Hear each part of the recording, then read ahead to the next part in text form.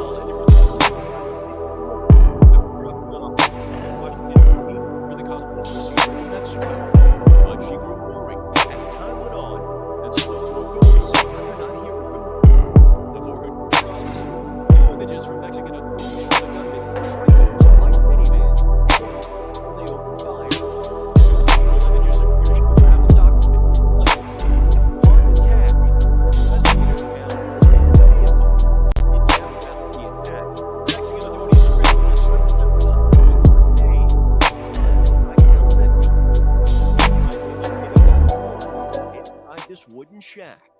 After speaking with one victim's family, South Carolina Senator Lindsey Graham promising, "We're going to unleash the fury and might of the United States against these cartels." Morgan, there's now a push to designate cartels as terrorist I'm coming. organizations. What can you tell us about that? What would be the impact?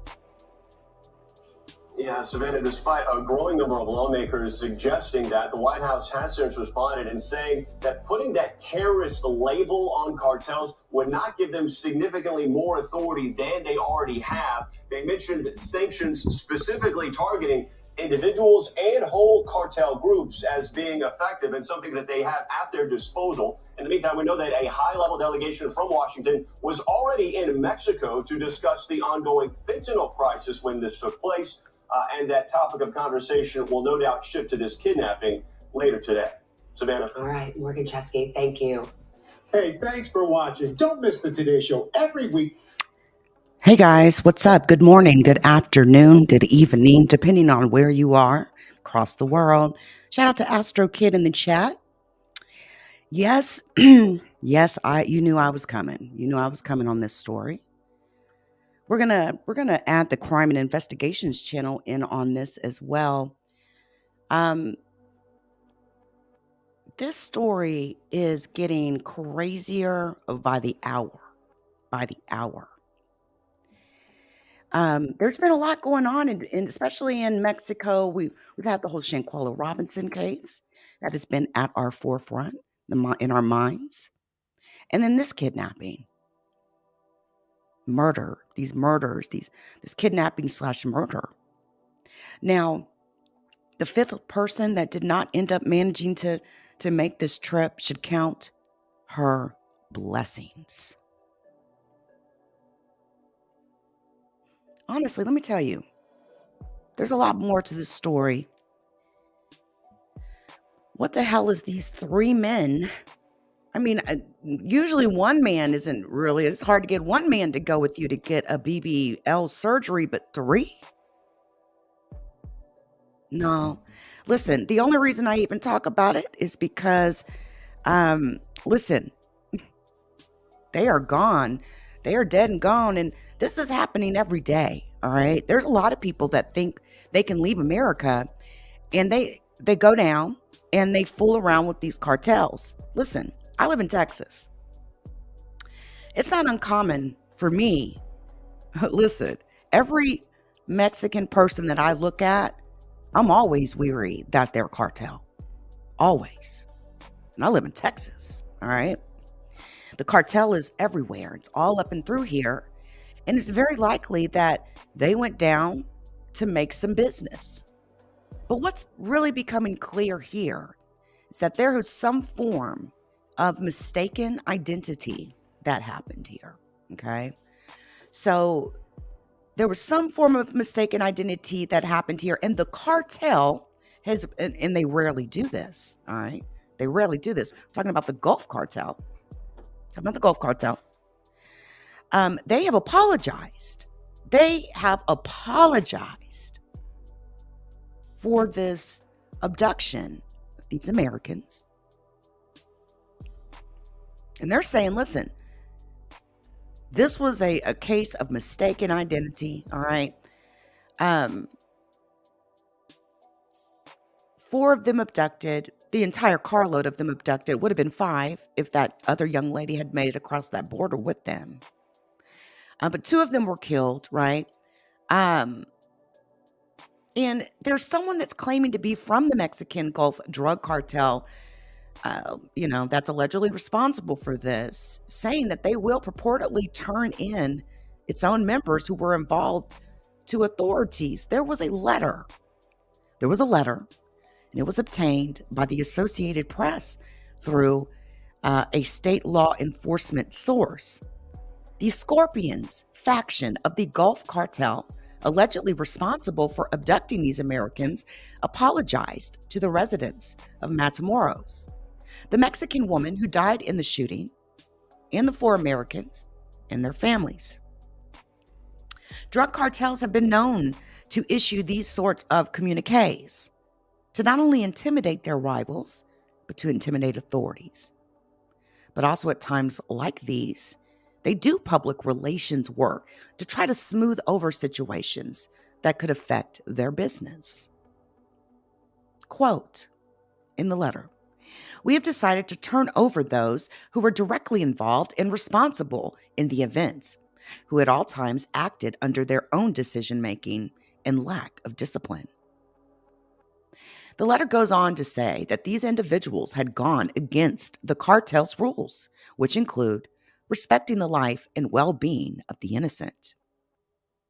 A photograph of 5 men, face down, on the pavement, and bound, accompanied by this letter, was also shared by the Associated Press by the source, in condition that they remain anonymous because they were not authorized to share the document. So yes, you heard me right. The Gulf Cartel, after this happened, sent 5 men, handcuffed them, put them face down on the pavement, bound this letter to them, and then called the Mexican authorities to come and get them. The state of Tamaulipas is the stronghold of the Gulf Cartel, one of the oldest and most powerful of Mexico's criminal groups. But the cartels, they do lose territory from time to time and influence, okay? From time to time. Their territories shift constantly, all right? Now, a separate state security official said that these 5 men that were found tied up outside a vehicle that authorities had been searching for, along with the letter, that official also spoke on the condition of anonymity because they were not authorized to speak on the case, right? But last Friday, these 4 Americans crossed into Matamoros from Texas so that one of them could get a cosmetic surgery procedure. Around midday, they were fired on in downtown Matamoros and then loaded into a pickup truck. Now, I'm going to be honest with you. The lady that was down there for the BBL, you should lose weight first before trying to go in and get such a major procedure like that. You really should not depend on the knife. And why would a woman with 6 children abandon her children to go to Mexico to put her life at risk under the knife? Because that's exactly what you were doing. I'm going to call it as it is. There's a lot of, I think every young woman in America, the thought of going to Mexico or somewhere in South America to get a cosmetic procedure done, I think it goes through every young woman's head. You want to know why? Because it's 3 times cheaper than getting it done here in America. But you get what you pay for. And honestly, this happening to her group may have actually saved her life from getting that damn BBL or whatever. I bet you she won't go back there, go back down there to do that again. Let's hope she doesn't go to South America to do it either. Listen, guys, you cannot eat anything you want, all right? And then run to a doctor to give you, that Coke bottled hourglass-like shape. That lady looked like she weighed 250, 280 pounds. What is she doing getting a BBL? What kind of doctor would even operate on a woman like that? And listen, I'm not trying to be mean. No. Listen, this lady just had 2 people killed in front of her. I think she can take this, all right? I'm not trying to be mean. That lady was a good 250. Well, you didn't think that you needed to lose at least 100 pounds before you went down there and spent all that money? Just left your kids, man.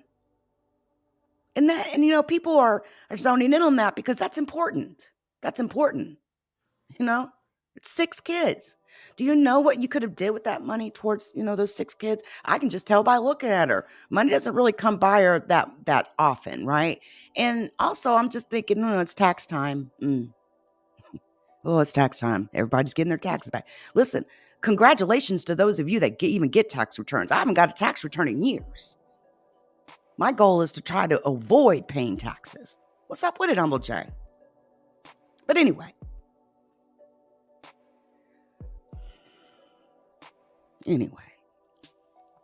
These, I wouldn't say tourists, because, if they are tourists, we would refer to them as medical tourists, but there's something else going on. There's no reason why there's drugs involved, y'all. Hello. Now, of course, they're not going to tell us this. Of course they're not. But I have no doubt in my mind that, these men, 1 or 2 or 3 maybe of these men, were going to pick up some product. Maybe the girl getting the BBW was just sort of like their excuse. I don't know. But authorities located these 5 men that were arrested Tuesday morning on the outskirts of Matamoros, guarded by a man who was arrested. 2 of the Americans were dead, 1 wounded, the other unharmed. Okay.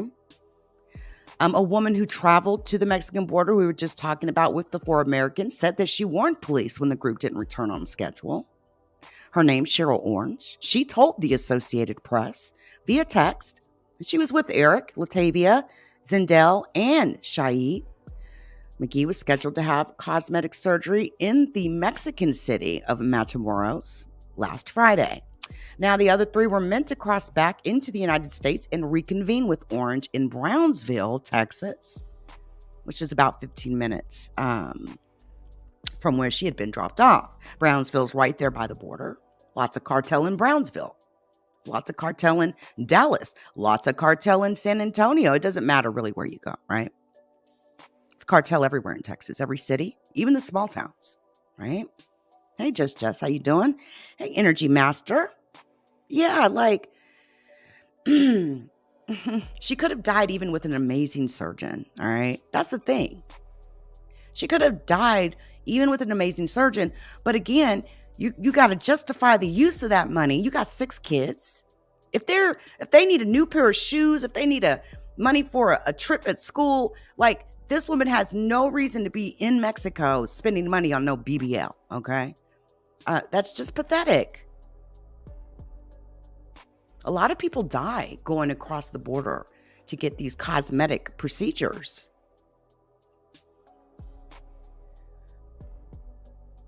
Now, the official police report says that Cheryl Orange believed that McGee was planning to undergo a gluteal augmentation. Her booty. She wanted her ass done, I guess. She wanted a gluteal augmentation. Everybody's getting their asses done. However, Cheryl did not have any information about the medical office McGee was going to, nor did she know which route her friends were taking to get there. Miss Orange told police that the only reason she stayed in the group's Brownsville hotel room was because she had forgotten her ID. She couldn't cross the border. She had their luggage. She told police and had tried contacting the group several times, but their phones seemed to be turned off.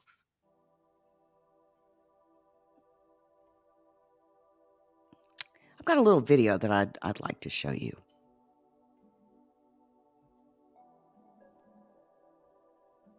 CBS.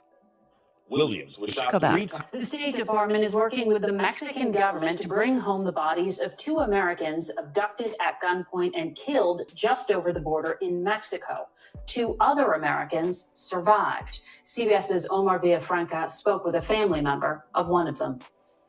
When I first saw the video, I was like, I was in shock. Haquan Burgess says he recognized his cousins Latavia McGee and Shaid Woodard in the video of the cartel attack in Matamoros, Mexico.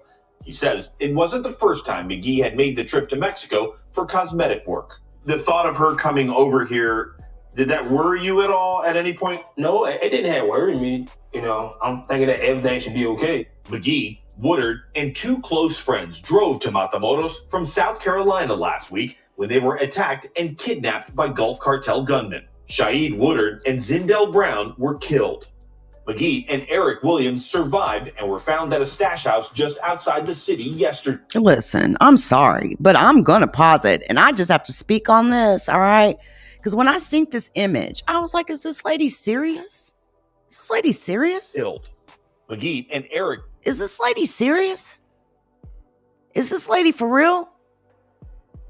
This isn't the first time she's been in Mexico for cosmetic surgery. Listen, I'm not trying to bang on the lady as she goes through this horrible experience, but kind of in a way I am. Maybe I am. Okay, I am. Maybe I am. No, you could have lost 60, 75 pounds easy. That procedure probably would have looked better. Okay? And what if she chooses to lose weight in the future? It's got all that hanging skin and stuff. Listen, you left 6 children. You left 6 children.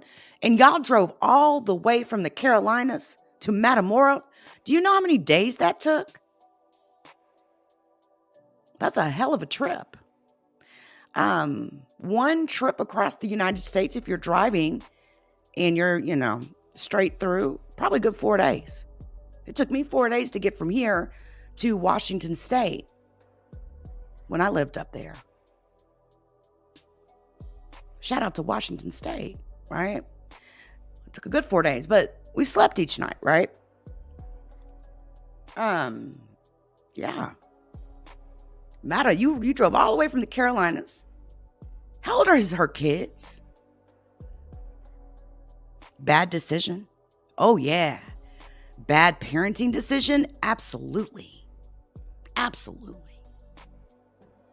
You can just tell that, listen, they drove into Mexico with, this van that had United States plates on it.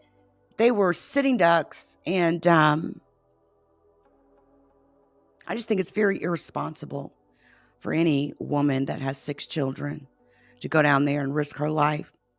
Knowing, she knows that these men were trying to obtain drugs. Come on, man. I hope this lady goes and forever hides her face, okay? Because that's what people pick that type of stuff up, okay? Period. But I just, when I say this, I'm like, is this lady for real? She didn't think that she needed to lose any weight before going down there. So now I'm really questioning, did she really go down there for a BBL? I know big girls love BBLs too, and I love big girls, But truth be told, Astro Kid, like you and I both know that, I ain't no 100 pounds, but I know that if I was to go under the knife for any sort of cosmetic procedure, especially like a BBL, I would not have went in that shape. I would have lost an amazing amount of weight, all right? I probably would have been on a liquid diet because I know that as soon as that doctor cuts me open, the bigger I am, that's the worse it is. And I want to come back home to my kids, Yeah, that's my thing. I'm looking at the van. I'm looking at just her. I'm looking at everything about her. her appearance. Okay, their appearance, the van. Okay, it was probably, it looks like a mother's van, a mother who had kids. It looked like a type of van that a mother would go and buy. Okay. So, nah, I really question this. And unless I see proof of a BBL scheduled, I don't believe it. I believe that they all went down there to procure some form of product. All right. Eric Williams survived and were found at a stash house just outside the city yesterday. Williams was shot 3 times in the legs and underwent surgery at a Texas hospital. Back in Lake City, South Carolina, Burgess and the entire city are saddened by the news. They lost for words, with everything, that going on. And it was like they was praying for, for all of them to return back home safe. McGee and Williams are both recovering at this hospital behind me. There's a vigil tonight in South Carolina to honor the 2 victims who were killed. Margaret? Omar Villafranca, thank you. Horrible. Hold on. They're going to force us to get these commercials, right? You know what I love about the Magic Mouse that comes with this MacBook? I charge it using the same plug as my iPhone, right? And I really like that. I really love it. This mouse, I have not charged my mouse in a month, but it needs to be charged now. So my mouse just quit on me, but I've got my little touchpad. It's all good. So let's kind of follow up here. Mexican authorities are searching for suspects in the attack and kidnapping of 4 American citizens. 2 Americans were killed. U.S. officials are working to repatriate the bodies of Zindell Brown and Shaeed Woodard. Latavia McGee and Eric Williams returned to the U.S. yesterday and are receiving treatment at a Texas hospital today. Officials say police rescued the surviving victims from a guarded wooden shack outside the city of Matamoros. CBS News correspondent Omar Villafranca joins us now. Omar, good to see you. I know you've been in contact with family members of the survivors. What have they told you? Well, many of them are still in shock. I talked to Michelle Williams, the wife of Eric Williams, and she told me that the FBI came and knocked on her door. And at first she thought it was a scam, to the point where she even called the local police department to find out, are these people scamming me? And it was, in fact, the FBI telling her that her husband was involved in the incident in Matamoros, Mexico. We also talked to family members of Latavia McGee, and they're saying, she was the one who was going down for a cosmetic surgery, and that she had done it before. She had been down here for surgery, and then this happened. So everybody's still in shock. And, of course, distraught over the fact that 2 of the 4 people, the Americans, died, and 2 others are recovering here at this hospital behind me. Omar, what do we know so far about any suspects when it comes to this case? We know 1 person is under arrest, but have we heard, are there any other potential targets? Well, Mexican authorities announced that they did arrest a 24-year-old man who was basically the lookout for this particular stash house of the cartel. And that's about all that we have right now. We know that the Mexican authorities are still conducting their investigation and doing forensics, which is why still the bodies of the 2 other Americans are still down there. They're finishing their forensic investigation with the bodies. They'll be transferred over into American custody, but they're still looking. But listen, this is cartel violence. A lot of times, matter of fact, most of the time, murders like these are not solved. In an area that's run by the cartel, it's that typical nobody saw anything, nobody heard anything. And that's going to have a lot of people here on the American side distraught. But on the Mexican side, that's the status quo. That's just what happens. We'll see if anyone else is arrested by Mexican authorities. Omar, we've learned the reason for the trip was so one of the victims could receive a cosmetic procedure. This is a pretty common practice. And in fact, people cross the border frequently. For anyone crossing the border, what precautions should they consider? Well, we talked to safety experts who say, this particular area on the other side of Brownsville and Matamoros is a level 4, which is basically the State Department telling you, do not travel there, change your plans. But people still do it. A safety expert told us, you kind of have to try to blend in and be inconspicuous. Don't wear anything flashy. if you're going over there for any procedures like this. But keep in mind, there are people every day, thousands of people who go over from the American side to the Mexico side every day for work, to go eat, to shop, to see family members. There's a lot of people who live in Matamoros, cross over into Brownsville for work, and they go back home every day. Their commute is going over that bridge. So, while some people who travel who are not familiar with the area, have to take their precautions, there's a lot of people who we talk to here who say, yeah, it happens. Now, if there's gunplay or things are heating up on that side, they do get worried. We talked to a pastor who works in Matamoros but lives here, and he was telling us that when he was going over, he was taking a taxi, and the taxi even told him, hey, we're going to have to go a different way because we hear it's kind of hot and there's gunshots over here, so we're going to avoid this area. It's a common occurrence on the other side of the border, and the people who are used to it know how to live with it. It's people who don't that need to really take the precautions. It's really sobering to hear those kinds of details. Omar Villafranca reporting. Omar, thank you.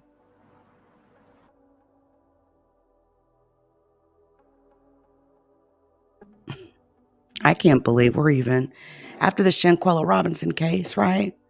But I know that was a different scenario and everything. But this was a more dangerous scenario going on here. Hey, Aisha, how you doing? Good to see you. Listen, guys, I'm going to go charge my little magic mouse, and I will be back later on today. I definitely want to run the Reptilian Agenda Part 2. And I also have a Part 2 of the Lacerto Files that I also want to put out there before I go back to work here in a few weeks. So yeah, man, y'all better enjoy it while you got it, because I'll be back at work pretty soon, and you won't get this great content. I'll be putting it on Spotify and be really focusing on season 2 of my podcast. And we're going to start it off with a banger because Khalil Amani got a really nice interview coming up. I think Khalil Amani has a TV show appearance or something this weekend, I think so. Or he had it last weekend or something. Anyway, I know that the obsession is real. I'm going to go back on to I'm going back over there to Interloper Nation because, man, y'all got me wanting to have a conversation. And I see color as an issue again. Every time somebody like comes back or someone new blows up or whatever, like there's always this talk about color. Somebody's skin color. And fun fact. I actually lived in Washington State for a couple years, 3 years actually. And you'd be amazed. Actually, Texas is worse in regards to racism than the state of Washington is. Only, I was like, I don't know, 25, 26, 27 years old. Maybe even, 25, 26. When I was like, I've never seen an Asian man married to a black woman before. I've never seen that until I moved to Washington. It's almost felt like Washington was another country. You would have to live there to understand it. But no. I'd be more afraid of the authorities in Texas fucking with me, overcharging me, charging me high with racist intent behind it than I would be of authorities in Tacoma, Washington, though. I can tell you that because I lived in Lakewood, which is right there near Tacoma. There 3 years. And that's the one thing I actually walked away from Washington State thinking how different it felt living there. And how not one time in the whole 3.5 years that I lived there did one person say one single racist thing to me there. So yeah, there's that. But I see color is up for talk, for talk. And I'm telling you, listen, I'm a woman of mixed heritage, all right? I'm an interloper, proud interloper, all right? I'm proud. Y'all make me so proud to be an interloper every day. What's up with it? Chupacabra. Yes, Tacoma, Washington, baby. Yes. It's different living, for sure. But it's so far north, too. I think sort of like a lot of the interest, or I should say sort of a lot of the things that you would kind of see in Canada seems to rub off on, on them. But no, I'd be more concerned to be charged with a shooting or a murder in Dallas than I would be in Tacoma, Washington. And I can assure you, you're probably going to do less prison time in Washington too. But yeah, I mean, sure, there's been racist incidents all over the United States, but when we want to talk about areas, no, Texas gets the gold stamp.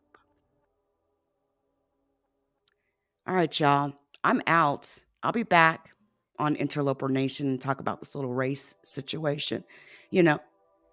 Like I said, every time somebody comes back or someone new hits the ground or whatever the case, there's going to be those content creators or even YouTubers or other people or subscribers too. Be like, man, you modding up all these, these Anglo people, these interlopers. You're giving them moderator wrenches and, you're letting them in your chat because their skin is not dark enough. That shit really pisses me off. And my thing is this, if you got so much to say, about skin color and all that type of shit, then you should be able to take it when somebody responds back. So listen, I'll be on Interloper Nation. I'm going to go and charge my magic mouse. Then I'm going to come out here and I'm going to say whatever the fuck I want to say. And then I'm going to bounce. And I don't really care how any of y'all take it. You want the truth. Coming from a woman whose mother's white and whose father is blacker than the blackest night. I'll see y'all soon.